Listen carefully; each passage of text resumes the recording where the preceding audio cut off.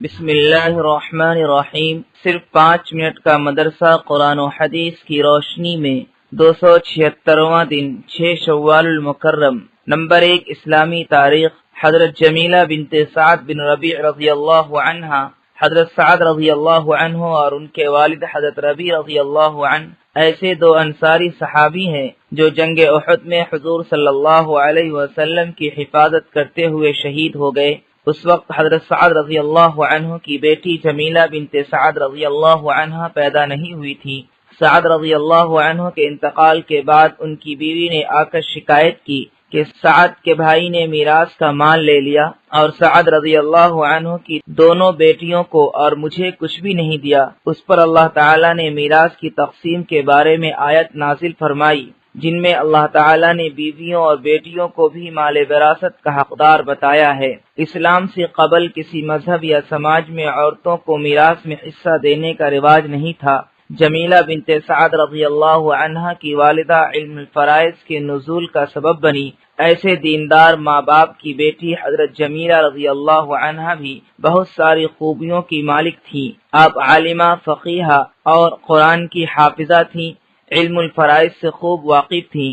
اپنے گھر میں بچوں کو قرآن پڑھاتی اور ساتھ ہی آیات کا شان نزول بتاتی تھی۔ طلبہ ان سے آ کر استفادہ کرتے۔ ایسی عالمہ فاضلہ صحابیہ رضی اللہ عنہ کی اولاد بھی علم سے معمور تھی۔ حضرت خارجہ بن زید رضی اللہ عنہ ان کے بیٹے ہیں جو مدینہ منورہ کے 7 بڑے فقہا میں سے تھے۔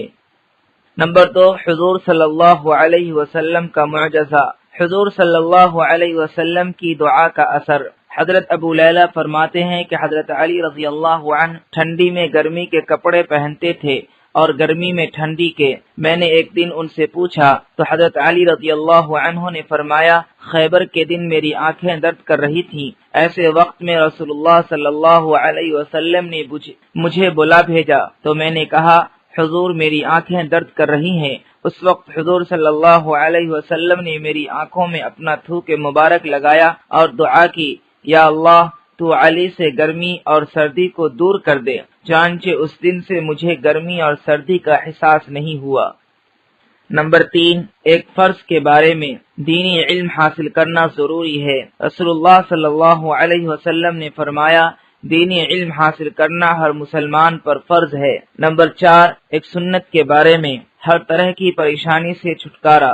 رسول اللہ صلی اللہ علیہ وسلم کو جب کوئی بے چینی و تکلیف پیش آتی تو آپ صلی اللہ علیہ وسلم یہ دعا پڑھتے، لا الہ الا اللہ العظیم الحلیم، لا الہ الا اللہ رب العرش العظیم، لا الہ الا اللہ رب السماوات و رب العرش الکریم۔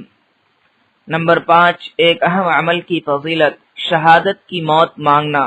رسول اللہ صلی اللہ علیہ وسلم نے فرمایا، جو شخص سچی طلب کے ساتھ اللہ تعالیٰ سے شہادت کی موت مانگتا ہے تو اللہ تعالیٰ اسے شہیدوں کے درجے تک پہنچا دیتا ہے، چاہے وہ اپنے بستر ہی پر مرا ہو۔ نمبر 6 ایک گناہ کے بارے میں۔ حلال کو حرام سمجھنا گناہ ہے۔ قرآن میں اللہ تعالیٰ فرماتا ہے، اے ایمان والو، اللہ نے تمہارے لیے جو پاک و لذیذ چیزیں حلال کی ہیں ان کو اپنے اوپر حرام نہ کیا کرو اور شرعی حدود سے آگے مت بڑھو، بے شک اللہ تعالیٰ حد سے آگے بڑھنے والوں کو پسند نہیں کرتا۔ نمبر 7 دنیا کے بارے میں۔ نعمت دینے میں اللہ کا قانون۔ قرآن میں اللہ تعالیٰ فرماتا ہے، اللہ جب کسی قوم کو کوئی نعمت عطا کرتا ہے تو اس نعمت کو اس وقت تک نہیں بدلتا جب تک وہ لوگ اپنی حالت کو نہ بدلیں، یقیناً اللہ تعالیٰ بڑا سننے والا اور جاننے والا ہے۔ نمبر 8 آخرت کے بارے میں۔ قیامت کن لوگوں پر آئے گی؟ رسول اللہ صلی اللہ علیہ وسلم نے فرمایا، قیامت صرف بدترین لوگوں پر ہی آئے گی۔ خلاصہ، جب تک اس دنیا میں ایک شخص بھی اللہ کا نام لینے والا زندہ رہے گا اس وقت تک دنیا کا نظام چلتا رہے گا، لیکن جب اللہ کا نام لینے والا کوئی نہ رہے گا اور صرف بدترین اور برے لوگ ہی رہ جائیں گے تو اس وقت قیامت قائم کی جائے گی۔ نمبر 9 طب نبوی سے علاج، بخار کا علاج۔ حضرت ابن عباس رضی اللہ عنہ فرماتے ہیں کہ رسول اللہ صلی اللہ علیہ وسلم نے صحابہ کرام رضی اللہ عنہم کو بخار اور دوسری تمام بیماریوں سے نجات کے لیے یہ دعا بتائی، بسم اللہ الکبیر اعوذ باللہ العظیم من شر کل عرق نعار ومن شر حر النار۔ ترجمہ: میں اللہ کے نام سے شروع کرتا ہوں جو بہت بڑا ہے۔ میں اس اللہ تعالی کی پناہ مانگتا ہوں جو بہت عظمت والا ہے، ہر جوش مارنے والی رگ کی برائی سے اور آگ کی گرمی کی برائی سے۔ نمبر 10، نبی صلی اللہ علیہ وسلم کی نصیحت۔ رسول اللہ صلی اللہ علیہ وسلم نے فرمایا، جب تمہارے یہاں کوئی ایسا شخص نکاح کا پیغام دے جس کے دین و اخلاق سے تم مطمئن ہو تو اس سے نکاح کر دیا کرو، اور اگر تم نے ایسا نہیں کیا تو زمین میں زبردست فتنہ و فساد پھیل جائے گا۔